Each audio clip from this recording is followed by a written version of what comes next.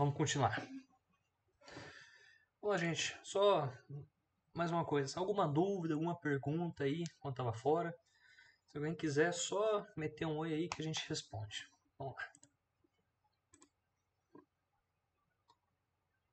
Só para confirmar, todo mundo vendo aí, bonitinho, Egito, Sim. Brasil. Vamos lá. Outro chute meu para prova, né? Ex-colônia britânica, é uma das potências africanas.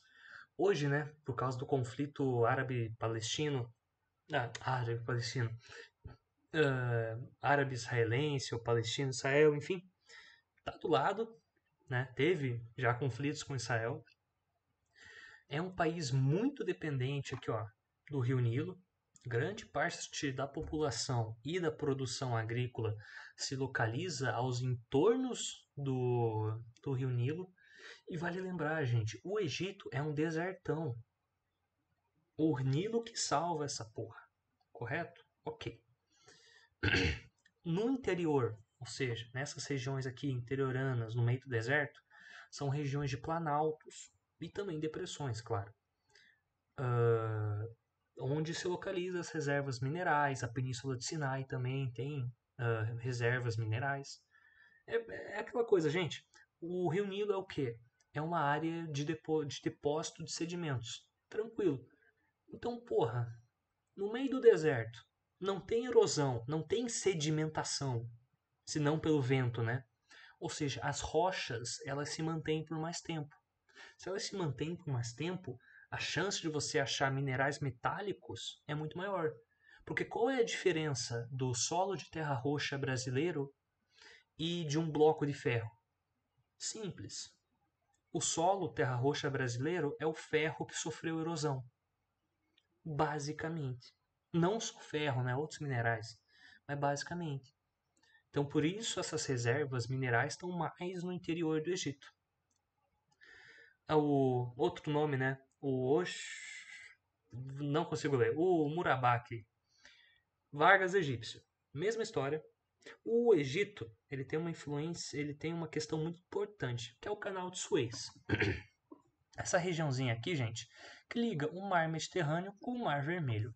É um canal construído artificialmente, ou seja, por seres humanos, que visa facilitar o comércio entre essas duas áreas. E, cara, a construção desse canal mudou a economia mundial. Espera aí que minha voz está começando a falhar. Só um minutinho. Show. Visava facilitar o comércio mundial. Me fugiu o nome do governante, mas tentaram e conseguiram estatizar o canal de Suez. Gente, é um canal onde passa muito navio. Tu vai querer cobrar imposto? Sim. Antes era de uma empresa privada europeia. Agora é 100% estatal do Egito. Correto? Correto. Rolou um conflito também, rolou uma guerra, né? A Guerra de Suez, que basicamente foi tropas francesas, britânicas e israelenses adentrando no território egípcio, mas deu errado e o canal hoje é 100% do Egito. Adentrou, né, no BRICS esse ano. Outro chute meu para prova, né, estudem Egito, né, é uma possibilidade já que entrou pro BRICS.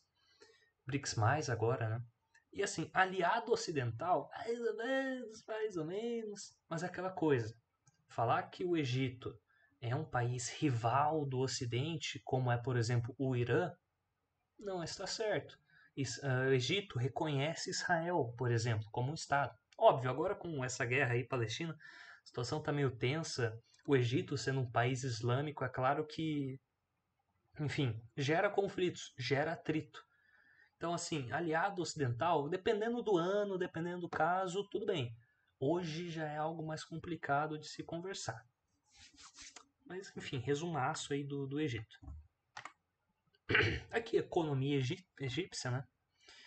Gente, pô, pense comigo, país da África, nananã, apesar de ser um dos países mais desenvolvidos da África, vai 12% da economia é petróleo. Cru. Quase 10% é o petróleo refinado. mas ainda é petróleo. Entenderam? Tipo aqui, né? Todo esse setor amarelo aqui é agricultura. Puta, é que eu só acho esses gráficos em inglês, né, cara? Mas aqui, ó, uma parte de polímeros. Tem uma participação industrial da economia. Estou tentando mostrar isso para você. Aqui, ó, nitrogênio fertilizante nitrogenado.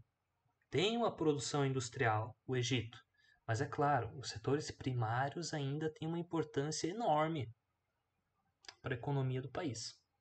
E, ó, 0,7% da economia egípcia é queijo. Bom ponto. Queijo é gostoso, eu gosto de queijo. Opa, aí. Sudão. Conflito muito importante. Assim, gente, é uma historinha bem grande.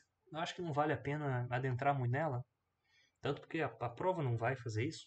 Mas via de regra. É uma ex-colônia britânica também. Há pouco tempo atrás era Sudão somente. Hoje já são dois países separados, Sudão do Sul e Sudão do Norte. Eu não acho que o outro até ficou Sudão. Daí tem o Sudão do Sul e o Sudão. Sei lá, o cara não quis mudar de nome e ficou assim, né? Mas vamos lá. Qual é a divisão desse país? Gente, é igual, tipo, é igual a região do Maghreb. Do Maghreb não, do Sahel. O norte é islâmico e o sul não é. O que isso encarreta? Conflito. As principais reservas de petróleo estão no Sudão do Sul. As principais refinarias estão no norte. Quando era tudo o mesmo país, o norte era privilegiado e o sul era explorado. Por isso que rolou uma guerra civil e o sul se tornou independente. Tipo, mas assim, ficou independente, mas não ajudou muito. Que para onde ele vai exportar esse petróleo se ele não tem acesso ao mar? Então, assim, é uma região de conflito, vira e mexe, tem uma troca de farpas, mas é mais um exemplo de conflito étnico na África. Sul muçulmano, norte muçulmano, sul não sendo, e com exploração mineral. Não era um governo democrático, era um governo pró-árabe, pró-muçulmano. Então, pô, você é um governo pró-árabe, pró-muçulmano, você vai beneficiar os árabes do seu país que te apoiam ou os cristãos do seu país que não te apoiam? É óbvio, né, gente? É política. Vamos lá. Esse aqui é o. Quem já assistiu It a Coisa? Esse aqui é o It a Coisa versão Somália. Meu Deus. Bom, o chifre da África, essa região ali, né? Sudão, Sudão do Sul, Etiópia, Somália, essa região mais a leste da África, né? É uma região de fronteira. Como assim? Fronteira étnica e religiosa. Ao norte, o que eu já falei 1000 vezes aqui, né? Muçulmanos, ao sul, cristãos. Ali, perto da Eritreia, Djibouti, Somália, já é a Península Arábica. O Iêmen, que também vive em guerra civil. É uma região de confronto. Por causa do Rift africano, terreno desgastado. Show. Deixa eu falar. Não, beleza. Ok. Gente, o principal dessa região, para a gente conversar, é a Etiópia também, que entrou no BRICS+. A gente já falou um pouquinho dela. Muitas tribos, muitos povos diferentes, terreno desgastado, falta de integridade de infraestrutura. É quase um estado falho, mas ele vem crescendo. A Etiópia também se apresenta como um dos países principais da África. É um país que, abre aspas, nunca foi colonizado. Só num breve período que a Itália conseguiu colonizar a Etiópia. Um breve período. Mas a Etiópia, por muito tempo, se manteve como um país não colonizado. Sabe aquele movimento lá da, tipo, Jamaica, Mastafari, nananã? Se eu não me engano, um dos caras que, tipo, era visto como um negro muito importante era o rei da Etiópia na época. Caso não esteja enganado. Enfim. A Somália é um país de maioria muçulmana. Também tem outras religiões lá no meio. Cara, guerra civil, anarquia, falta de Estado, crise, né? Enfim. Caos total. Perto dessa região, a gente viu ali, né, aqui no mapa do Egito. Aqui, ó, gente. Mar Mediterrâneo vai descendo, Mar Vermelho. Ok, William. Continua descendo. Continua descendo. Você vai passar aqui pelo Sudão. Beleza, aqui ó. Vai passar aqui pelo Sudão, pá. E vai aparecer aqui, ó. Não tá vendo o mapa, mas tá aqui, ó. Aparece aqui e cola aqui. Nessa região aqui, tá pertinho da Península Arábica. Deixa eu ver se eu tenho até um mapa para mostrar. Vamos ser rápido que já já tá ficando tarde. Aqui, ó, perfeito. Ó, deixa eu desenhar de forma simples e rápida aqui. Opa. Vai descendo, vai descendo, vai descendo. Nessa região aqui é uma área muito pequena, principalmente aqui, né? Muito apertada. Os navios eles precisam passar por aqui. Ou seja, vem os piratinhas, eles vêm até aqui e também aqui toda na costa, né? E atacam esses navios, porque é uma área de afolinamento, fica mais fácil. Cara, vira e mexe tem conflito de piratas da Somália com um navio tal, rouba de carga, né? É normal. Né? Rotas comerciais que passam por estreitos, né? Principal da região. Vamos lá. República Centro-Africana, República do Congo, é tudo, cara, quando o país tem República Democrática, meu amigo, geralmente não é um país democrático. É o caso. Nessa região, gente, é a região de floresta equatorial. É a região do Congo lá, né? Todos esses nomes aqui são países diferentes, tá? O centro-africano é uma região, claro. Mas República do Congo, República Democrática do Congo, República Centro-Africana são todos países diferentes. Mais ou menos todo mundo fazia parte da África colonial belga, certo? Da Bélgica. E o Leopoldo II foi um rei belga que, cara, fez uma bagunça bem grande nessa região. Ele é responsável por matar, assim, milhões de africanos. Milhões. Com tratamentos desumanos, castigo, assim, uma parada bem feia. Tipo, amputar a mão, amputar a perna, por desobediência. Cara, uma parada bem feia, né? Quando se tornaram independentes, né? Esse grupo aqui, Bakongos. Gente, pô, Bakongo, Congo, né? Dá pra lembrar fácil, pô. Queriam, né? Uma independência, uma unificação. Deu errado. Conservação da língua dos países, manter a cultura, nananã, mas se fragmentou. É uma região que sofre muito com doenças tropicais, a malária, a febre amarela, doenças tropicais, tal como aqui no Brasil, ok? Uma região muito rica em mineral e também em recursos, pô, vegetal. Cara, Amazônia, cara. Amazônia, muita água, muita planta e muito minério lá embaixo, correto? Interessante, o Brasil, em 2017, salvo engano, no governo Temer, foi convidado pela ONU para participar numa intervenção da ONU na República Centro-Africana. Temer negou, mas caso tivesse aceitado, seria como se fosse um Haiti. Militares brasileiros teriam sido mandados para lá, mas o Temer não aceitou participar dessa missão. Que, né? É só essa imagem mostrando. É mata fechada, gente. Quando eu falo floresta equatorial igual floresta amazônica, é essa brincadeira aí. Conflitos. Geralzão, né, gente? A gente já falou de basicamente tudo aqui. Conflito hídrico. Já mais ou menos expliquei, né? Os rios, o Nilo, ele nasce na Etiópia, nasce no Sudão, ele vai descendo até lá no Egito. Esses governos do Sudão, da Etiópia, querem construir hidrelétricas. Eles querem se industrializar, eles precisam de energia. E a forma vai mais alta, uma forma barata, abre aspas, muito cara, mas depois se barateia para formar energia é a hidrelétrica. Então, querem usar o rio para isso, mas vai diminuir a água para o Egito. O que gera esses conflitos? Étnicos, já falamos, religiosos, já falamos. Todos esses conflitos, via de regra, né, surgiram com a descolonização. Que daí, cara, não tinha mais europeu para ficar mandando e virou zona. Né, nesse mapa tem, né, umas setinhas, conflito ali, fluxo de refugiado. Cara, dá pra ver que é no continente todo, né? Não tem assim áreas bem tranquilas no continente africano, não. Conflitos já falamos também muito disso aqui. A África francesa ela foi sendo independente aos poucos, correto? Sim, foi. A Argélia é, um país que estava sob governo francês, foi uma colônia. E tanto na Primeira Guerra Mundial quanto na Segunda, muitos argelinos foram lutar pela França. E qual foi a promessa do governo francês? Não, eu vou te dar cidadania. Lute pelo meu país, morra pela bandeira tricolor e você morrerá como um francês. Seus filhos serão franceses, sua mulher será francesa, enfim. Venha para a França, né? Gente, qual o país com maior população árabe e muçulmana da Europa? Pim, pim, pim, pim, pim, pim. A França. Por quê?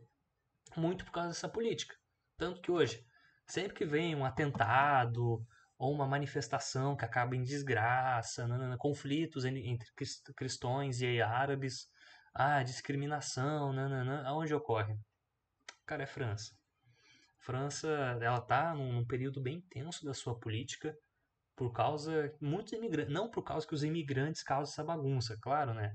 Bom, alguns vão causar, outros não, mas é uma população com uma cultura diferente, com uma religião diferente, com uma língua diferente e também, via de regra, pobre.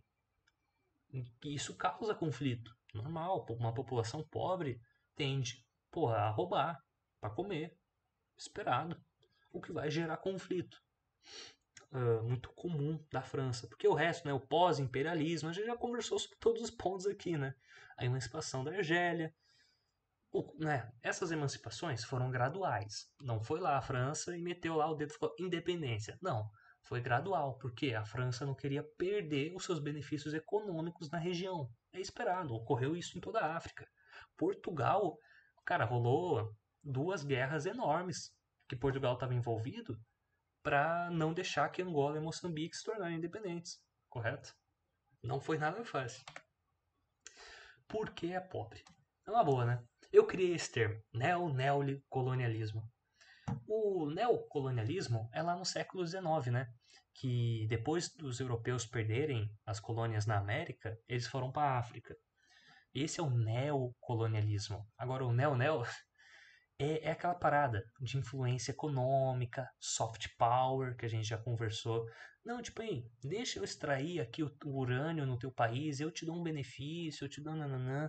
É o que ocorre hoje. A China, hoje, cada vez mais vem se tornando assim um agente mais relevante na África com base nesses meios. A instabilidade política, cara, não tem como você desenvolver um país que metade do país odeia a outra metade. Alô, Brasil! É uma parada assim. Conflitos internos, religiosos, políticos, carência de infraestrutura. Cara, os países africanos, eles são muito ricos em mineral, principalmente em mineral. Mas, mano, o que adianta você ter uma montanha de ferro se você não consegue exportar isso, se você não consegue extrair? É complicado. E a política do mendigo. Gente, a política do mendigo foi uma coisa muito comum na ordem unipolar dos Estados Unidos no mundo. Lá, tipo, acabou a União Soviética até 2010, mais ou menos. Cara, quando basicamente Estados Unidos mandava no mundo sozinho, cara, não era interessante, não tinha ninguém para disputar a África com os Estados Unidos. Então vamos dar um apoio, vamos lá dar um lero-lero, mas tem áreas mais interessantes para mim investir. Por que eu vou investir no continente africano? Se eu não for investir, ninguém mais vai. Então não preciso me preocupar em perder o continente africano. Eu apelidei, né? Política do mendigo. Mais ou menos isso, não vamos dar uma esmolinha e ficar de boa. Agora, com a China principalmente disputando o continente, a coisa fica mais acirrada. Os Estados Unidos temem perder a influência americana no continente. Por isso, tem programa econômico, tem conflito, tem nananã. Por causa disso, disputa. E assim, também, né, gente? O principal problema da África é não tem comida. Por quê? É aquela coisa, é muito mais lucrativo você plantar algodão e vender para um europeu.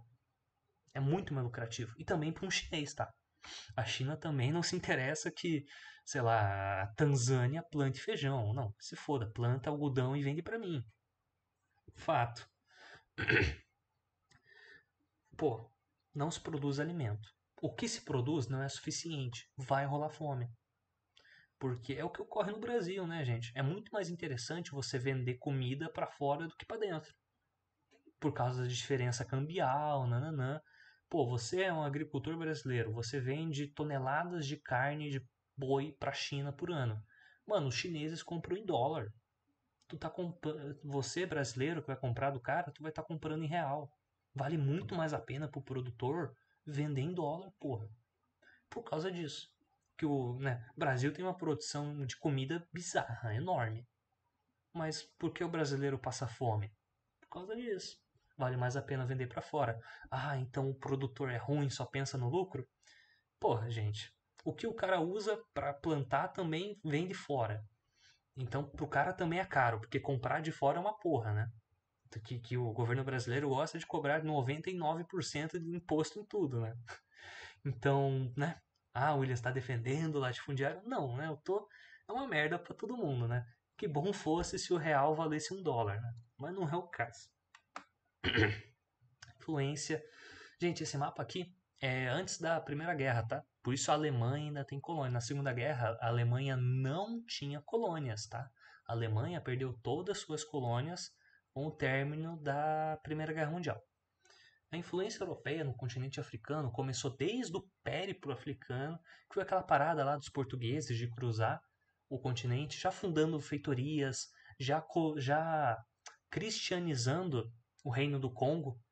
O Reino do Congo cara, é uma treta isso aí. Por causa que o Reino do Congo que os portugueses chegaram a conhecer, na verdade estava na Angola. Então, quem eles converteram foi o rei do Congo, mas que se localizava na Angola. Gente, não sei, é o que está escrito no livro, é o que eu estou falando. Já fundaram feitorias, cristianizaram alguns povos, mas tudo no litoral. Somente após a independência dos países americanos, os portugueses começaram a adentrar na África, correto?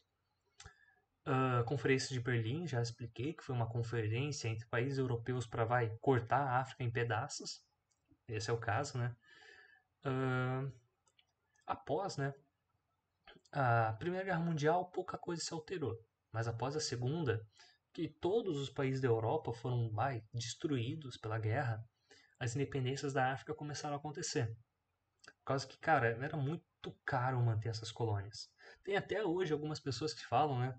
Alguns historiadores, economistas falam que foi uma perca de dinheiro, que valia mais a pena investir nos países próprios, não fazer colônia. Que fazer colônia é caro, gente, não é barato. E com a Guerra Fria, um monte de país pipocando. Mano, você é os Estados Unidos. Ah, você é a União Soviética. Cara, tem uma porrada de paizinho muito rico em mineral e pobre, todo fudido, ficando independente. Cara, os olhos chegam a tremer. Eu quero pra mim, quero pra mim. Tanto a União Soviética quanto os Estados Unidos financiaram golpes militares na África contra os europeus. Os Estados Unidos foram a favor da independência de Angola e Moçambique, mesmo sendo, Portugal um aliado ocidental. Era muito mais interessante para os Estados Unidos ser uma colônia, abre aspas, ser uma colônia americana do que portuguesa. Garantir, porque, porra, Portugal é Portugal, né, cara? Portugal não conseguiu garantir o domínio sobre esses países. Agora os Estados Unidos, sim, ele consegue. Estão entendendo? Lógica da Guerra Fria, claro. Novamente, gente, vamos falar aqui de uma neo-Guerra Fria, né? Estados Unidos e China. Entrou um novo player, entrou um novo malandro para disputar. O conflito aumenta. Porque quando é só um cara, Brasil, beleza, tá de boa, quero que se foda. Não tem mais ninguém para disputar comigo. Agora, quando é dois, o bagulho fica mais louco, fica mais violento. Agora, quando é três, quatro, nossa. Hoje a Rússia, a gente vai falar sobre influência russa no continente, ela tem influência na África. Principalmente, né, que a ONU acusa a Rússia pela guerra da Ucrânia, principalmente por causa da fome na África, porque o preço do grão, de trigo, aveia, enfim, aumentou. Por causa que a Ucrânia e a Rússia são grandes produtores desses grãos. O que a Rússia fez? Foi lá e deu uma grana para os países africanos. Foi lá, disponibilizou um estoque de grão, uma coisa assim, para aumentar a sua influência. Tanto que. Vamos ser prático aqui, só um minuto. Aqui, ó, o Golfo da Guiné, que eu falei. Esses triângulozinhos roxos, é só olhar aqui, né? É petróleo. Olha o Golfo da Guiné aqui, pesada, até Angola. Aqui da Nigéria até Angola. É um continente muito rico. Aqui, ó, a região do norte da África do Sul, rica em mineral. Aqui, ó, o oeste africano, rico em mineral. Essa porra mesmo, gente. E o resto, né, de economia africana, vocês já entenderam, né? Exportação, nananã, fonte de matéria-prima. Uma coisa, hoje a África ela está se industrializando, mas é uma industrialização recente e incompleta. Cara, você não vai construir um software de computador na Nigéria. Você vai construir uma liga metálica. Tu vai construir, sei lá, uma parada mais básica. É um pouquinho pior que o Brasil ainda produz umas paradinhas um pouco mais evoluídas. Mas não é interessante uma produção mais avançada, porque entra em conflito com empresas chinesas, americanas e europeias, que possuem uma tecnologia muito maior, não conseguem competir no mercado. A União Africana. Ok. Gente, a União Africana é o Mercosul da África, ou a União Europeia da África. Tentativa de integração, basicamente. Falhou miseravelmente. Né? Eu acho que quando os países estão, né, à beira de uma guerra civil, é difícil você se integrar aos outros. Né? Objetivos: promover a paz e desenvolvimento, né, os conflitos internos, 1,4 bilhão de pessoas. Se todos esses países se unissem, eles se tornariam o terceiro maior país populacionalmente falando do mundo, perdendo só para Índia, China, e eles já seriam, né? Esses paizinhos que estão em verde mais claro são os países que estão suspensos, por causa de golpes militares, né? Sudão, agora o Níger, o Mali, Burkina Faso, o Gabão. Esse aqui me fugiu o nome desse carinha aqui, mas os outros eu já comentei. Por que falha? Gente, você não consegue nem cuidar da tua própria casa. Como tu vai querer ajudar um amiguinho a cuidar da casa dele? Não tem condição. Tanto que também os objetivos da Nigéria, econômicos, devem ser diametralmente opostos aos objetivos da Etiópia. Guerra de interesse. Estão entendendo?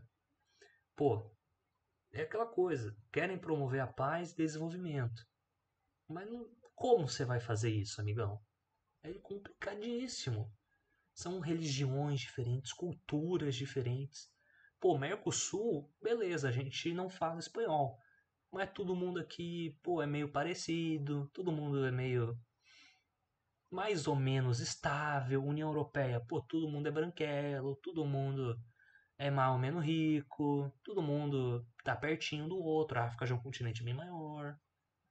Tô entendendo? Como a União Africana é uma tentativa de integração, mas não vou falar totalmente, mas muito falha, que não funciona. Mas óbvio, vai ter uma. Eles têm uma capital, tudo, é uma parada no papel muito bonita, mas que na prática não vai se concretizar tão cedo. Aqui, ó. Esse slide aqui é maravilhoso. Vamos lá. Influência russa e chinesa. Essa foto aqui, gente, é no Níger desse ano, tá? Desse ano lá. Ó a bandeirinha da Rússia. Ó a influência russa no Níger. Aqui, ó. Aqui, ó. Rolou o golpe militar, os caras meteram uma bandeira da Rússia. Pra vocês verem. Vamos lá.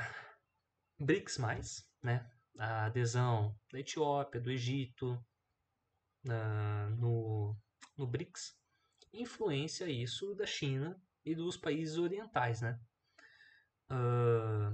Principalmente a China investe na África fazendo infraestrutura, visando a obtenção de matéria-prima para a sua indústria.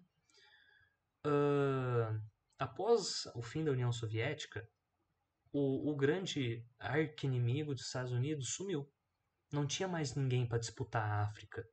Então o Ocidente meio que foi largando a África. Tinha outros lugares para investir. Por que vou investir na África? Tá entendendo? Isso causou aquela parada da política do mendigo, né? É o que eu já comentei. A influência sul-sul. Gente, é algo muito, cara, filosófico, vai. hoje em dia. Cara, você é um país subdesenvolvido. A China, Brasil e Rússia, Índia, são vistas como as lideranças do mundo subdesenvolvido. Indonésia também. Então, politicamente, ideologicamente, a chance, sei lá, da Etiópia ser mais alinhada com interesses brasileiros é muito maior do que alinhada com interesses franceses ou americanos, porque partem numa realidade mais semelhante, esse eixo sul-sul. Também sacaneio, né? É aquela coisa, né? O BRICS hoje vai de democracia, de país mais ou menos livre, nós temos o Brasil e a Índia. O resto é meio torto, né, cara? Mas beleza. Via de regra, né, os países do sul global não são lá muito democráticos. A democracia parece um fenômeno do norte mesmo, sei lá. Bom, como eu falei, né, a China investe principalmente nesses países na sua infraestrutura para ajudar esses países a exportar minério para a China. Não só para a China, claro, mas principalmente para ela. Você tem essa parada de armadilhas de dívidas que tá meio auê. Que é aquela, né? Ei, eu sou a China, eu vou investir em você. Sei lá, Quênia. Mano, beleza, paguei aqui, eu vou construir um porto para você, Brasil, construir um porto. Se tu não pagar a dívida, eu vou tomar esse porto de você. Esse porto vai ser meu. Ah, beleza, beleza. Chegou a época de pagar, pô, não tinha como pagar. Daí, países europeus, tipo, meio, ó, você não vai catar, é contra a lei, né. Tipo, tentou pagar uma imagem mal da China. O que, que a China fez? Pô, a China investiu 34 bilhões na África na última década. Perdoou a dívida. Porra, William, como assim perdoou a dívida?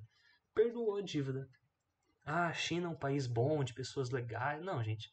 34 bilhões para a China não é porra nenhuma. O PIB dos caras é 30 bilhões, ou muito perto disso. Ah, trilhões. Então, mano, 34 bilhões é troco, porra. Perdoou a dívida e ficou pagando uma de bom garoto. E, cara, bem-vindo, essa é a política. Europa e Estados Unidos ficaram chupando o dedo por causa disso. Porque essa parada de armadilhas, de dívidas, meio que sumiu. Mas eu vejo a prova da SpaceX citando isso. Então acho interessante pelo menos saber o conceito. Tá? Grupo Wagner, subsídio russo no oeste africano. Coisa extremamente recente. Grupo Wagner está no Níger. Grupo Wagner está na África. Correto? Acredito que todo mundo sabe o que é o Grupo Wagner, mas é grupo de mercenário russo, vai. E o subsídio russo na África. É aquela coisa, mano. Ei, eu vou te dar uma graninha para tu ser mais alinhado a mim. Eu vou te ajudar num programa, eu vou treinar os seus militares. Isso é tudo influência. Não é porque a Rússia é um país legal. É influência, é normal. Todo país faz isso. Certo? Vai lá. Resumo: influência chinesa e russa no continente africano. Principalmente escoamento de produção de base primária. Minério ou agricultura. Em resumo. Isso aqui é uma foto de um. Me fugiu o nome da estrada de ferro. Enfim, gente, obras monolíticas que a China faz no continente africano para exportar minério, exportar matéria-prima para os portos. Cara, é bizarro. Tipo, muitos países hoje possuem certa infraestrutura por causa do governo chinês, que faz esse investimento. É inegável isso. Isso aí, gente. Deixa eu até parar de gravar, aqui acabamos a aula teórica.